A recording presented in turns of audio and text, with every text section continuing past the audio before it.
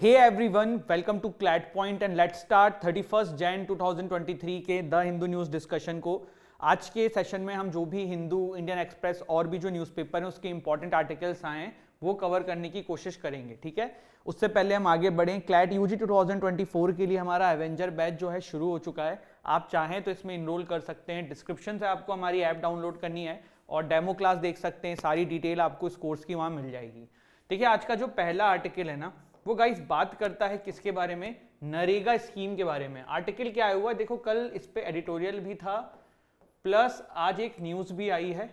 तो कल इतना इंपॉर्टेंट कुछ लगा नहीं था, लेकिन आज कुछ चीजें आई हैं जिसको कवर करते हुए इसमें कुछ इंपॉर्टेंट एस्पेक्ट हमारे एग्जाम के पर्सपेक्टिव से निकल के आता है, वो हम कवर करेंगे। ठीक है, तो देखिए सबसे पहले यहाँ पे बात हो रही है in NREGA reforms priorities the workers and her dues. क्या आर्टिकल है? इस आर्टिकल के कंटेक्स्ट पे आने से पहले ना थोड़ा सा नरेगा स्कीम के बारे में समझने की कोशिश करते हैं, फिर हम आएंगे कि क्या कंटेक्स्ट था। Mahatma Gandhi National Rural Employment Guarantee Act, जिसको हम मनरेगा बोलते थे, जिसको also known as Mahatma Gandhi National Rural Employment Guarantee Scheme, जिसको आज की डेट में सिर्फ नरेगा के नाम से भी जाना जाता है। ये एक इंडियन लेजिस्लेशन है जो 25 अगस्त 2005 को आया था। देखो एक चीज और बता दूं मैं कि हर बार 25 अगस्त को इसकी एनिवर्सरी मनाई जाती है, तो ये उस पर्सपेक्टिव से भी इंपॉर्टेंट हो जाती है स्कीम, नरेगा स्कीम। ठीक है, तो ये डेट आप ध्यान रखना कब आया था, अगस्त 25 2005 को। ये क्या स्कीम है, क्या ये करने की कोशिश करती है? तो legal guarantee for 100 days of employment, minimum 100 days की एम्प्लॉयमेंट की गारंटी ये देता है ग्रामीण क्षेत्रों में, और वो भी अनस्किल्ड वर्क। अनस्किल्ड वर्क मतलब क्या होता है? देखो स्किल्ड वर्क क्या होता है गाइस?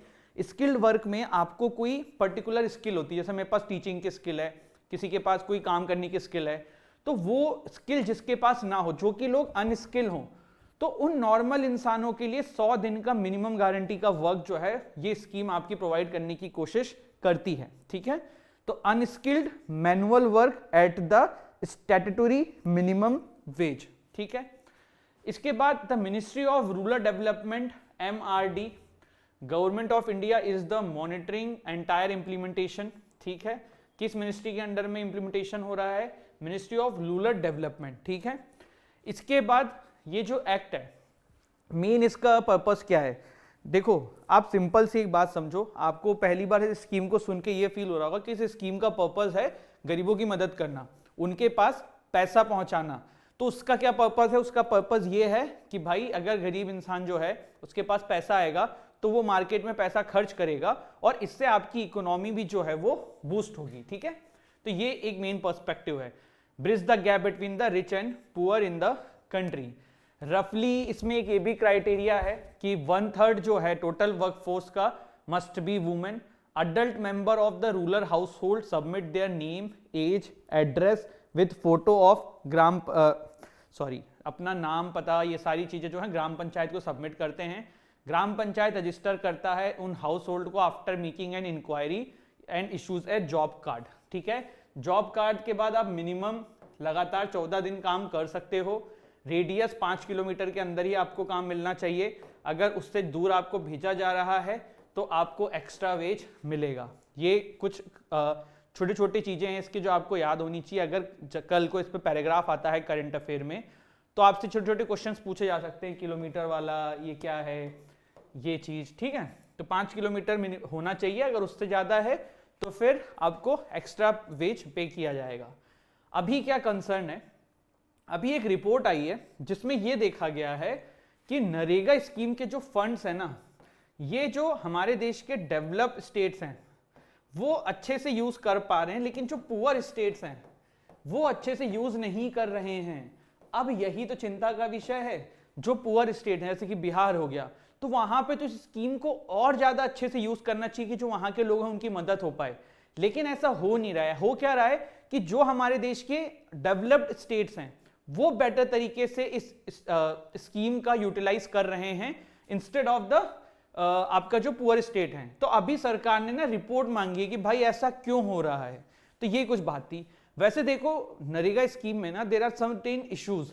सबसे पहला जो एक इशू आता है ना वो आता है वेज पेमेंट का। अभी क्या होता है ना, देखो किसी बंदे ने काम किया तो उसके बाद उस काम के लिए उसको 7-8 लोगों से साइन कराना पड़ता है, उसके बाद उसका वेज उसको मिलता है, वो भी बहुत डिले हो जाता है। तो ये एक प्रॉब्लम है। अगर आप देखो तो इसमें स्टेट एंड सेंटर मिलके पैसा देती है।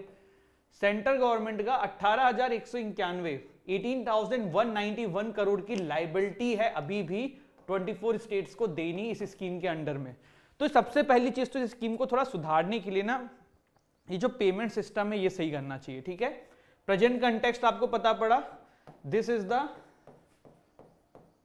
प्रेजेंट कंटेक्स्ट जिसके वजह से अभी हम नरेगा स्कीम को डिस्कस कर रहे थे, ठीक है। इसके बाद देखिए अगली आर्टिकल जो है ना, ये भी the Hindu, Moneycontrol, Indian Express, हर जगह चल रहा है। कल भी इस पर थोड़ा बहुत आया था, आज भी डिटेल में आई हैं चीजें, तो आज इसको हम डिटेल में देखने की कोशिश करते हैं, ठीक है। देखो हुआ क्या है, आप ये देखते हो कि हमारे यहाँ पे ना किसानों के ऊपर टैक्स नहीं लगता है। किसानों के ऊपर मतलब किसान जो अपनी इनकम जनरेट करते हैं ना, उनके ऊपर टैक्स नहीं लगता है।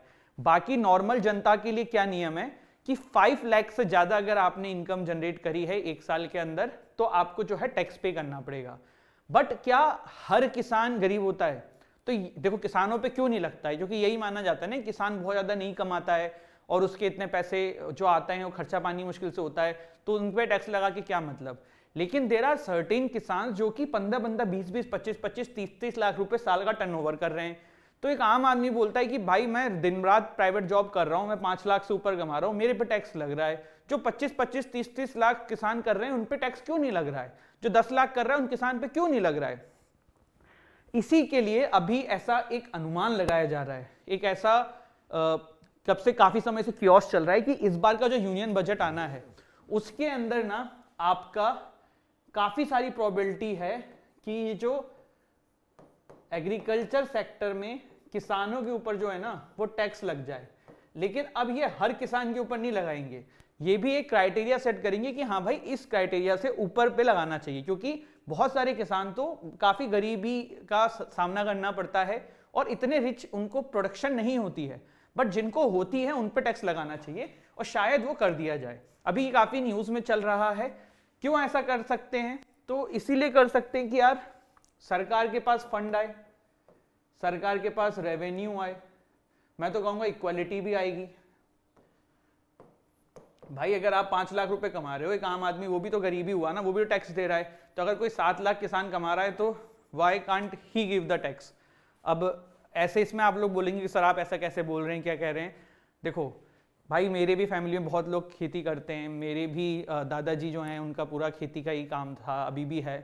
तो कहने का मतलब ये कि यार और मतलब खेती से इतना हम लोगों के यहाँ प्रोडक्शन नहीं होता है, क्योंकि इतना ज़्यादा खेती में कोई काम नहीं करता है। लेकिन देर आर बहुत सारे ऐसे किसान मैंने देखे हुए हैं जिनके 30 40 लाख रुपए साल का टर्नओवर है, तो इन लोगों के ऊपर टैक्स लगना चाहिए। दूसरी चीज ये है, देखो कि ये जो पैसा है ना, इसको ब्लैक मनी में भी बहुत यूज किया जाता है। मैं आपको एक एग्जाम्पल देता हूँ। मनीष नाम का कोई बंदा है, ठीक है, मान लो ये मनीष नाम का बंदा जो है IAS है, ठीक है, और इसी के पास एक खेती की जमीन है 10 बीघा। किसी किसी के पास क्या होता है ना कि भाई घर से जमीन होती है, कोई कोई खेती की जमीन खरीदता है। अभी जो मनीष नाम का आदमी है ना, ये कैसे ब्लैक मनी क्रिएट कर रहा है? देखो यहां से जो पैसा आ रहा है ना, उसको वो दिखा दे रहा है कि मेरा खेती से पैसा आ रहा है, और यहां पे इस पर टैक्स भी नहीं देना है, और ब्लैक मनी जो है ये वाइट भी हो जा रहा है। तो ये जो टैक्स लगा दिया जाएगा ना, इससे एक चीज सबसे अच्छी ये होगी कि ये जो ब्लैक मनी है ना थोड़ा ये रुकेगा। अब आप में से बहुत सारे लोग ये कह रहे होंगे कि सर हर IAS तो खेती की जमीन नहीं होती ना। तो देखो खेती की जमीन लोग खरीदते भी हैं बहुत सारे ना, आप अलग अलग ब्यूरोक्रेट्स देखोगे, पॉलिटिशियंस देखोगे, जो खेती की काफी सारी जमीन खरीदते हैं, उस पर खेती कराते हैं।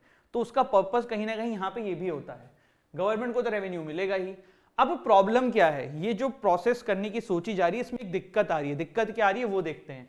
इंडियन कॉन्स्टिट्यूशन का जो 7th शेड्यूल है ना, वो ये कहता है अलग अलग पावर्स जो डिफाइन है यूनियन स्टेट्स और ऐसा ऐसा।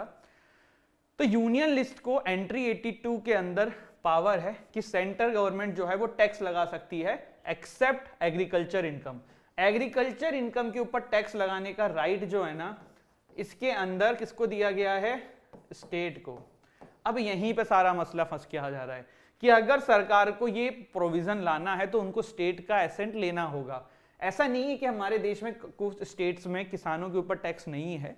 देयर आर सर्टेन स्टेट जिन्होंने एक स्पेसिफिक फसलों पे जो मनी गिविंग क्रॉप्स होती हैं, जो मेजर कॉमर्शियल क्रॉप्स होती हैं, उन पर टैक्स लगा रखा है, जैसे कि केरला, तमिलनाडु, आसाम, बिहार, वेस्ट बंगाल, उड़ीसा। पर ये कुछ कुछ चीजों पे ही हैं, ठीक है। एग्रीकल्चर की हम बात करें तो इनकम टैक्स से एग्जम्प्ट है under section 2 sub clause 1A of the income tax act. ये ध्यान रखना, इंपॉर्टेंट है, ठीक है।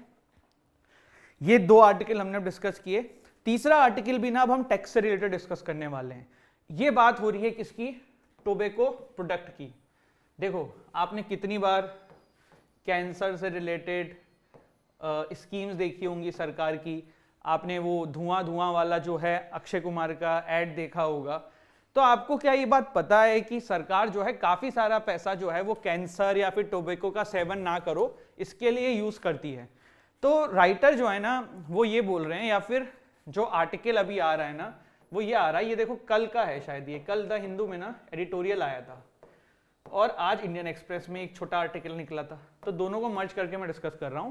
तो राइटर यहाँ पे ये बोल रहे हैं कि सरकार जो है ना इतना सारा पैसा खर्च कर रही है इन कैंपेन्स को चलाने में, जिसमें ये कहा जा रहा है कि भाई टोबैको का सेवन नहीं होना चाहिए, लेकिन सरकार जो है ना टोबैको प्रोडक्ट पे इतना सारा टैक्स नहीं लगा रही है।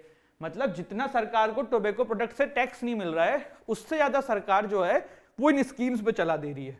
हुआ क्या है, देखो जब पहले जीएसटी नहीं था ना तो सरकार तो टैक्स लगाती थी, स्टेट गवर्नमेंट जो है वो वेट लगाती थी, ठीक है, स्टेट गवर्नमेंट के पास पावर होता था, तो उस समय टोबैको प्रोडक्ट्स के ऊपर टैक्स बहुत ज्यादा हो जाता था। बट अभी क्या है, जब से जीएसटी है ना तो सरकार ने फिक्स जो अमाउंट है वही लगा हुआ है, तो टोबैको प्रोडक्ट्स वालों के मजे आ रहे हैं, स्टेट कुछ कर नहीं पा रहा है। दूसरी चीज देखो, बीड़ी वर्सेस सिगरेट में आप देखो कि सिगरेट पे स्टिल ज्यादा टैक्स है comparatively to the bidi, but गांव का आदमी जो है आज भी जो एक लंबी संख्या है, बड़ी संख्या है हमारे देश की, वो बीड़ी का सेवन कर रहा है, ठीक है। दूसरी चीज देखो, सरकार का एक नियम है कि जीएसटी लिमिट, अगर आप लोगों का साल का 40 लाख का टर्नओवर है या इससे कम है तो आपको जीएसटी नंबर लेने की जरूरत नहीं है, ये सरकार का कहना है। बट मतलब ये एक सुझाव है, इस आर्टिकल के अंदर भी ये आया था कि भाई टोबैको प्रोडक्ट के लिए 40 लाख की लिमिट को कम कर देना चाहिए, क्योंकि 40 लाख से कम वाले फिर भैया बिना टैक्स के खूब सारा प्रोडक्ट बेचे जा रहे हैं। तो ये सारी चीजें हैं और इसी के ऊपर ये आर्टिकल आया था कि टोबैको के ऊपर भी जल्द से जल्द जो है वो टैक्स बढ़ाना चाहिए सरकार को, और ये हमने यहाँ पे डिस्कस किया, ठीक है। अब कुछ न्यूज देख लेते हैं। 61 killed in suicide attack at Pakistan mosque, ऐसी न्यूज है ना। आसाराम बापू जी को रेप के लिए सेंटेंस मिल चुका है, कन्विक्ट हो चुके हैं, सजा भी सुनाई दे देंगे। Same sex marriages high court transfer plea to Supreme Court. I think 4 या 6 जनवरी में हमने द हिंदू में सेम सेक्स मैरिज डिटेल में डिस्कस करी थी। उसमें हमने देखा था कि सुप्रीम कोर्ट ने इससे रिलेटेड जितने भी मैटर थे सारे अपने पास ले लिए थे। अभी भी यहाँ पे यही हुआ, एक हाईकोर्ट में नया मैटर आया था, हाईकोर्ट ने सुप्रीम कोर्ट के उन्हीं मैटर्स में क्लब कर दिया है, ठीक है। हमने सेम सेक्स मैरिज के बारे में वैसे देखा हुआ है, लेकिन एक आज रिवाइज कर लेते हैं जल्दी से। Same sex marriages and alliance between members of LGBTQI community under the special marriage act.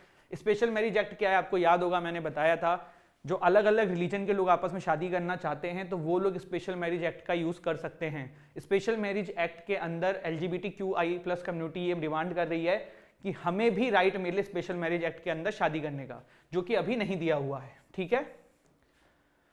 Same sex marriage क्या है? Practice of marriage between 2 man और बिटवीन 2 वुमेन, जो कि आज की डेट में मैन एंड वुमेन की बात ही करता है सारा शादी वाला लॉज, जो कि हमारे देश में अगर हम हिंदू मैरिज, मुस्लिम मैरिज, इन सबको हटा के देखें तो स्पेशल मैरिज एक्ट के अंदर शादियां होती हैं। Legally performed and recognised in more than 30 countries. ऐसा नहीं है कि सेम सेक्स मैरिज भारत में पहली बार डिमांड आ रही है, 30 से ज्यादा कंट्रीज में ऑलरेडी जो है इसकी बातचीत काफी समय से चल रही है। बातचीत बोल रहा हूँ, 30 से ज्यादा कंट्रीज के अंदर जो है वो आपकी सेम सेक्स मैरिज जो है वो अलाउड है। आई थिंक अभी आपके स्क्रीन पे ब्लैंक हो गया होगा, just a second, I think battery got discharge, तो मैं इसको चेंज कर देता हूँ जिससे कि आप लोगों को जो है सेशन देखने में दिक्कत ना हो, ठीक है। तो जस्ट गिव मी 30 सेकेंड्स, जल्दी से ये हो जाएगा।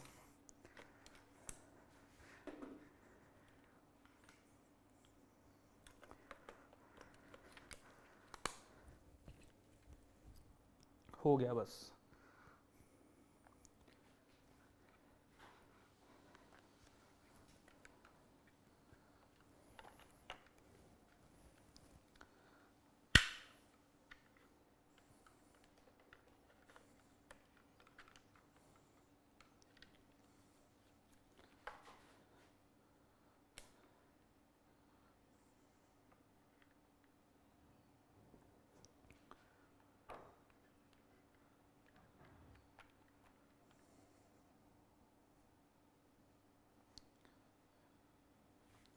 तो आई थिंक आपको वापस से स्क्रीन विजिबल होगी। रिसेंटली जो कंट्री है जिसने लीगलाइज किया है वो है मैक्सिको, ठीक है, ध्यान रखिएगा। आगे बढ़ते हैं, थोड़ा सा और देखते हैं आर्गुमेंट्स क्या है favour of same sex marriage. कि भाई स्पेशल मैरिज एक्ट जो है वो बना ही इसलिए था कि जो अपने रिलीजन के लॉ से, कस्टम के लॉ से रेगुलेट नहीं हो पाए वो स्पेशल मैरिज एक्ट के लॉ से हो। तो स्पेशल मैरिज एक्ट 1954 का पर्पज ही यहाँ पे सर्व नहीं हो पा रहा। फिर फंडामेंटल राइट का वायोलेशन है। जब भाई एक मैन को वुमेन से शादी करने का अधिकार है, वुमेन को मैन से है, तो वाई नॉट वुमेन को वुमेन से, मैन को मैन से। आर्टिकल 14, 15, 16, 17 सबका वायोलेशन है, ठीक है।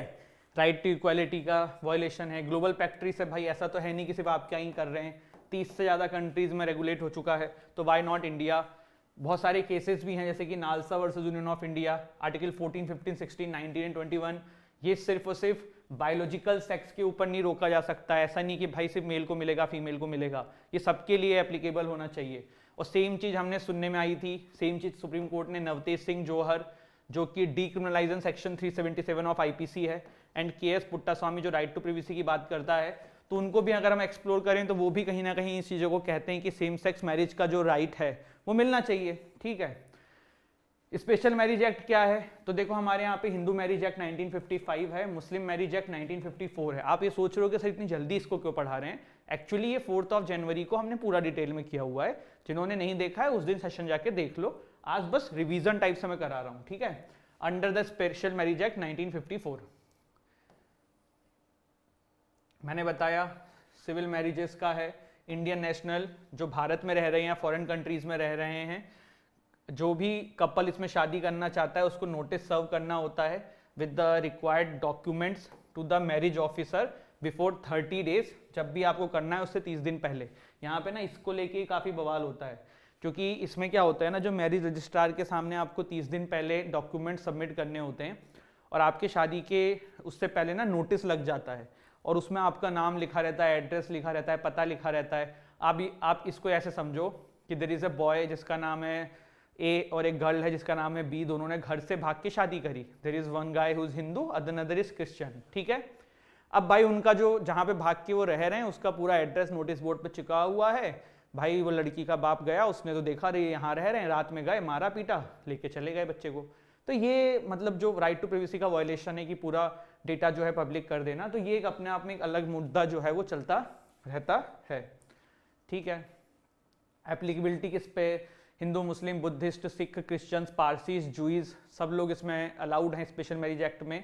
इंटर रिलीजियस मैरिज के लिए बेसिकली ये है इंडिया की पूरी टेरिटरी के लिए एप्लीकेबल है। इंडियन नेशनल लिविंग अब्रॉड उनके लिए भी एप्लीकेबल है। लास्ट आज का जो आर्टिकल है वो है Supreme Court to list on Feb 3 petition to restrain Union government from censoring BBC documentary. आपको पता है कि अभी बीबीसी की डॉक्यूमेंट्री को लेके काफ़ी बवाल चल रहा है। हमारी सरकार ने उस पर काफ़ी जगहों पर रिस्ट्रिक्ट कर दिया है, बैन लगा दिया है, तो उसी की हियरिंग सुप्रीम कोर्ट में होने वाली है, ठीक है। एंड कुछ फॉरेन न्यूज़ आज की हैं। 10 killed in drone strikes on pro-Iran factions in eastern Syria. Imran Khan to contest all 33 parliament seats in by-election. COVID-19 pandemic is still an international emergency, WHO. Poland boosts defense spending in the wake of Ukraine Russia war. Russia के पड़ोसी Poland भी हैं, तो ये भी इसीलिए घबरा रहे हैं। तो दिस इज इट गाइज, ये था हमारा आज का सेशन, एंड आई होप आपको सेशन अच्छा लगा हो। If you like the video don't forget to like, share, subscribe the channel. Thank you so much. जय हिंद, जय भारत।